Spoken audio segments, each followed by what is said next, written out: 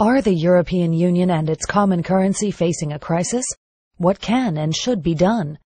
The EU is planning a new treaty called the European Stability Mechanism, or ESM. A treaty of debt. Members of Parliament all have access to the draft legislation. The authorized capital stock shall be 700 billion euros. Question: why 700 billion? Where did that number come from?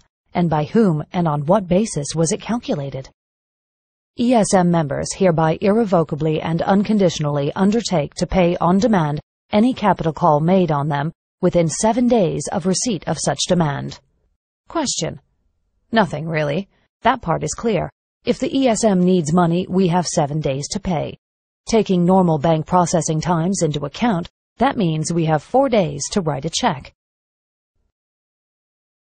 But what does irrevocably and unconditionally mean?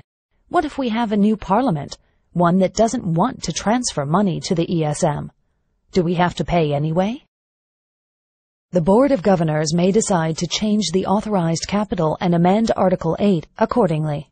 Question: pardon me, 700 billion is just the beginning?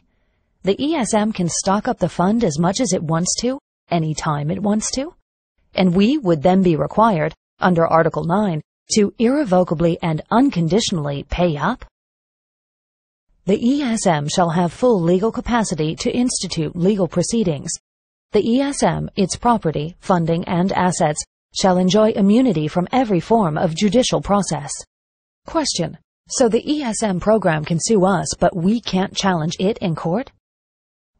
The property, funding, and assets of the ESM shall be immune from search, requisition, confiscation, expropriation, or any other form of seizure, taking, or foreclosure by executive, judicial, administrative, or legislative action. Question: immune from judicial action was covered in the last point, but this means neither our governments, nor our legislatures, nor any of our democratic laws have any effect on the ESM organization? That's a pretty powerful treaty. Governors, alternate governors, directors, alternate directors, the managing director, and staff members shall be immune from legal process with respect to acts performed by them, and shall enjoy inviolability in respect to their official papers and documents. Question: so anyone involved in the ESM is off the hook? They can't be held accountable for anything? And does the inviolability of their papers mean we can't destroy them, or that we won't even be allowed to see what's been written?